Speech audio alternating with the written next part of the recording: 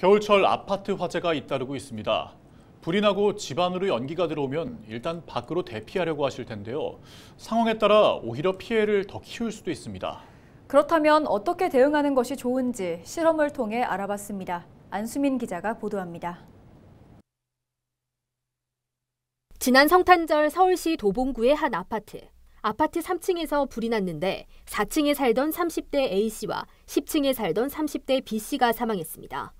A씨는 딸을 안고 밖으로 뛰어내린 뒤 머리를 다쳐 목숨을 잃었고 B씨는 계단에서 숨진 채 발견됐습니다. 모두 대피를 하는 과정에서 발생한 피해입니다.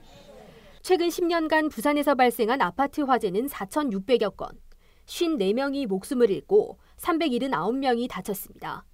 화재의 90% 이상은 다른 집으로 번지지 않고 꺼졌습니다.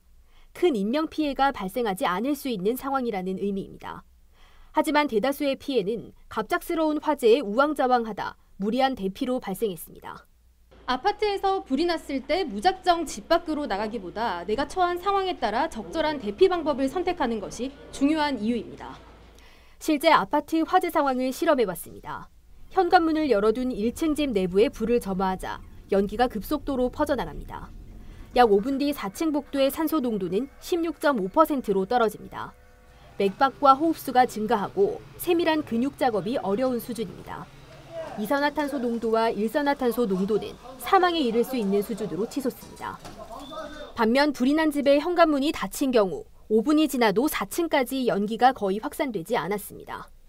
이 때문에 집 내부에서 화재가 발생하면 출입문을 닫고 밖으로 대피하는 것이 중요합니다.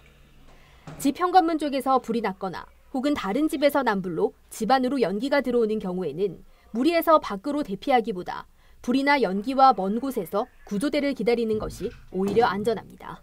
불꽃이나 연기들이 올라오고 있는 상황에서는 무리하게 대피하면 그는 제가 생각에는 거의 바로 사망을 한다고 보죠. 방화문의 안전조치를 우선적으로 하시고 다음에 그것도 못 믿으시면 그 반대 방향에 있는 방으로 들어가셔가지고 젖은 수건이라든지 테이프를 이용해서 안전조치를 하시게 되면은 분명히 소방관이 올 때까지는 충분히.